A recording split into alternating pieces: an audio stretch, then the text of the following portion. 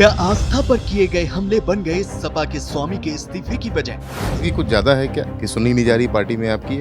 आप भेदभावपूर्ण रवैये का भी आरोप लगा रहे हैं। इसमें कोई दो राय नहीं। अगर भेदभावपूर्ण रवैया हुआ है तो उसका जिक्र तो होगा कि पार्टी का एक राष्ट्रीय महासचिव में जिसका हर बयान निजी हो जाता है, पार्टी के और भी राष्ट्रीय महासचिव हैं जिनका बयान पार्टी का हो जाता है।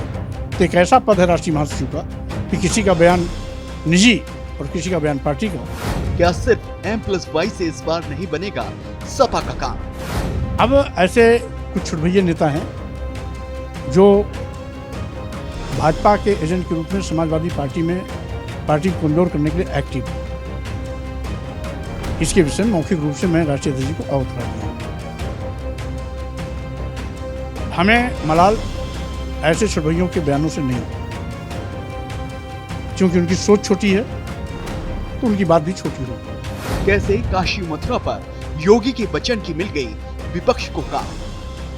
वाकई सच में पीडीए का अगड़ा ही बन गया है लोकसभा चुनाव की सियासी धुरी। क्या बीजेपी के राम के सामने है अखिलेश यादव के महादेव की चुनौती?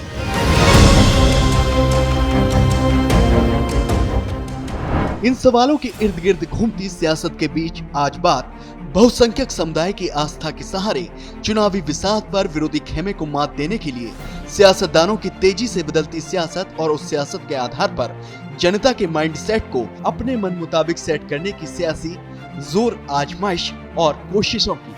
दरअसल लोकसभा चुनाव से ठीक पहले समाजवादी पार्टी के नेता अखिलेश यादव कुछ बदले बदले से नजर आ रहे हैं। रामलला की प्राण प्रतिष्ठा से दूरी बनाने वाले अखिलेश यादव महादेव की शरण में जा पहुंचे हैं और अखिलेश शालिग्राम का विधि विधान से गाजे बाजे के साथ कैमरों के बीच पूजन कर रहे हैं। इस बीच स्वामी प्रसाद मौर्य को सपा में झटका लगा है और उनकी सपा से जुड़ी अब तक की अहम जिम्मेदारियों में बदलाव हो गया है, जिसके सहारे सपा कोशिश कर रही है बड़ा सियासी दांव खेलने की कोशिश। जी हां, सियासी कोशिश, जिसके जरिए 2024 के लोकसभा चुनाव में जीत दर्ज कर दिल्ली तक पहुंचा जा सके। इन सियासी कोशिशों की शुरुआत होती है उस दौर से जब राम मंदिर के प्राण प्रतिष्ठा की सुगबुगाहट जोर पकड़ रही थी और सियासतदानों के बीच रामलला के सहारे एक बड़े वर्ग की आस्था से जुड़कर अपने अपने बहुमत के आंकड़े को बढ़ाने की कवायद आखिरी दौर से गुजर रही थी। ऐसे में वो दिन आ जाता है जब दुनिया भर के 100 करोड़ से ज्यादा लोगों की आस्था का उत्सव अयोध्या में 22 जनवरी को मनाया जाता है और होती है रामलला की दिव्य भव्य प्राण प्रतिष्ठा। मतलब 22 जनवरी के दिन एक तरफ पूरी दुनिया में उत्सव देखने को मिलता है, अयोध्या में तमाम बड़ी हस्तियों का मेला लग जाता है, मगर इस मेले से नदारत रहते हैं वो चेहरे, वो लोग, वो सियासी हस्तियां जो बीजेपी से एक वक्त में राम मंदिर के निर्माण की तारीख पूछते पूछते थकते नजर नहीं आते थे। ऐसे में रामलला की प्राण प्रतिष्ठा से दूरी बनाने वाले नेताओं में विपक्षी दलों, खासकर यूपी के मुख्य विपक्षी दल समाजवादी पार्टी और उनके जोड़ीदार कांग्रेस के नेता शामिल रहते हैं और बीजेपी पर आरोप लगता है रामलला के नाम पर बहुसंख्यक समाज की आस्था के सियासी सौदे का। लेकिन कहानी यहीं खत्म नहीं होती है, मगर विपक्ष को तो लगता है कि वो समझ बैठता है कि राम मंदिर बन गया है और आस्था से जुड़ी राजनीति का एक अध्याय रामलला की प्राण प्रतिष्ठा के साथ समाप्त हो गया है। मगर पिक्चर अभी बाकी थी, कहानी अभी अधूरी थी, क्योंकि 2024 की सियासी पिच पर सीएम योगी आदित्यनाथ की ओर से बीजेपी की धुआंधार बैटिंग की शुरुआत होनी बाकी थी और होता भी है बिल्कुल ऐसा ही।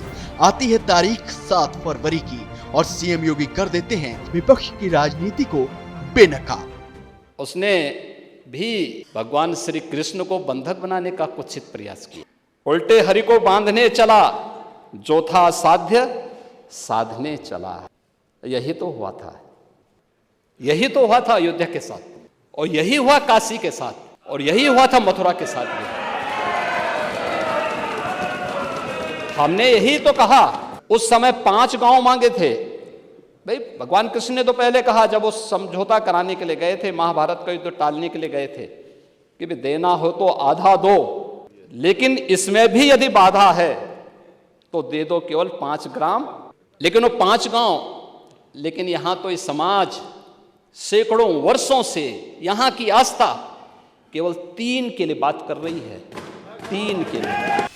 7 फरवरी यही वो तारीख थी जब यूपी विधानसभा के सदन में सीएम योगी आदित्यनाथ 2024 की सियासत के मुद्दे सेट कर रहे थे। वो रामलला की प्राण प्रतिष्ठा, राम मंदिर आंदोलन और राम भक्तों के संघर्षों को याद कर विपक्ष की सियासत को सिलसिलेवार तरीके से बेनकाब कर रहे थे। साथ ही साथ सेट कर रहे थे जनता का माइंड सेट। सीएम योगी अपने भाषण के दौरान जिक्र कर देते हैं काशी और मथुरा का और ऐलान कर देते हैं कि हमारे कृष्ण कन्हैया को कौन रोक पाएगा। नंदी तो पहले ही रातों रात बैरिकेडिंग तोड़ चुके हैं। यानी लोक आस्था, भारत के अंदर लोक आस्था का अपमान हो, बहुसंख्यक समाज गिड़गिड़ाए, ये पहली बार देखने को मिला। दुनिया देख रही, स्वतंत्र भारत में काम पहली बार पहले होना चाहिए था। 1947 में प्रारंभ होना चाहिए था और उस आस्था के लिए बार बार गुहार लगाता रहा। हमने तो केवल 3 जगह मांगी, अन्य जगहों के बारे में कोई मुद्दा नहीं था। अयोध्या के लिए, और देखिए अयोध्या का उत्सव लोगों ने देखा तो नंदी बाबा ने भी कहा भाई हम काहे इंतजार करें।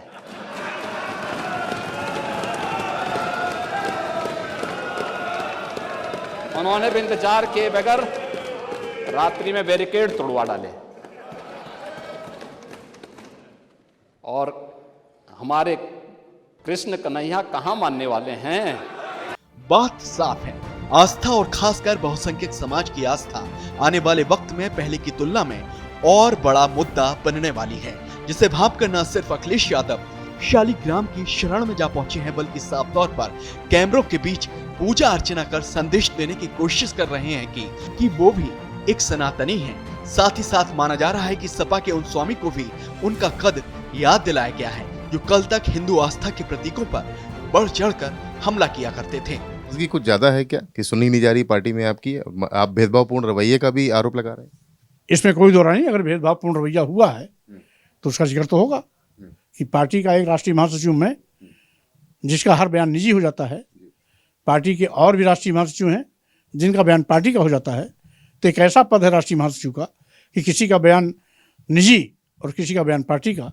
अगर भेदभावपूर्ण पद है तो स्वाभाविक रूप से इस भेदभावपूर्ण पद पर मुझे रहने का कोई औचित्य नहीं। कहीं ऐसा तो नहीं आप मनमानी कर रहे हो, पार्टी लाइन पे ना चल रहे हो, इसलिए इस तरीके की परिस्थितियां पैदा की गई जो आपको मानसिक विक्षिप्त तक पार्टी के लोग बता रहे हैं?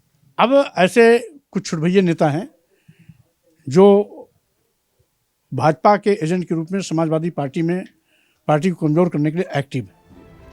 स्वामी प्रसाद मौर्य ने यूं तो समाजवादी पार्टी के महासचिव पद से इस्तीफा दे दिया है, मगर पार्टी में वो बरकरार हैं। मतलब ये साफ कहा जा सकता है कि समाजवादी पार्टी के अंदर उनके पद और प्रतिष्ठा में डेंट लग गया है। इसके पीछे की वजह अखिलेश यादव के उन बयानों में दिखती है जिनके जरिए अखिलेश यादव ने कई बार संकेत दिए थे कि किसी को भी किसी भी धर्म पर या किसी भी शख्स पर या उसकी आस्था पर कुछ भी बोलने की इजाजत नहीं है और ये गैर जरूरी भी है।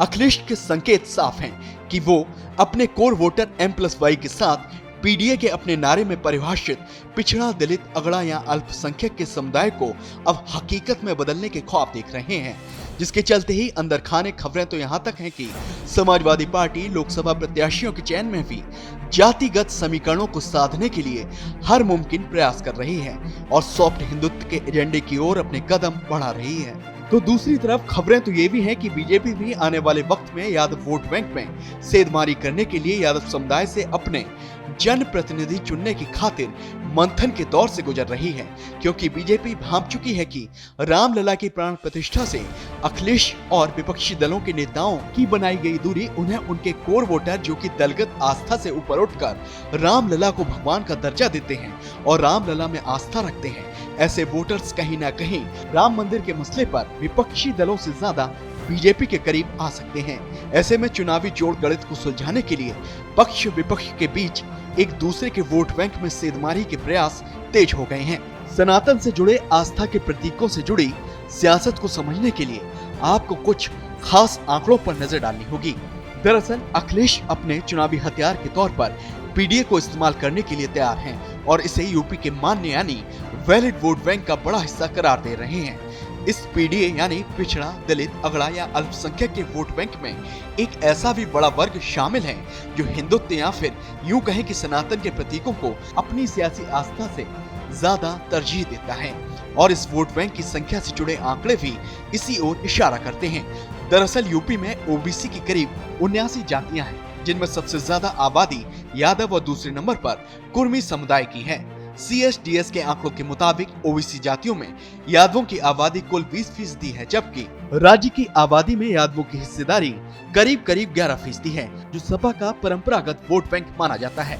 ऐसे हालात में यूपी से जुड़ा सबसे खास आंकड़ा जिस पर गौर करना जरूरी हो जाता है वो ये है कि यूपी में लगभग 52% पिछड़ा वोट बैंक, जो कि एक खास मायने रखता है। उसमें से 43% वोट बैंक गैर यादव बिरादरी का है, जो कभी भी किसी भी पार्टी के साथ स्थायी रूप से खड़ा नहीं रहता, जो बताता है कि आखिर क्यों अखिलेश पीडीए पर जोर दे रहे हैं और अब क्यों रामलला की प्राण प्रतिष्ठा से दूरी बनाने के बाद भी महादेव को नमन कर रहे हैं।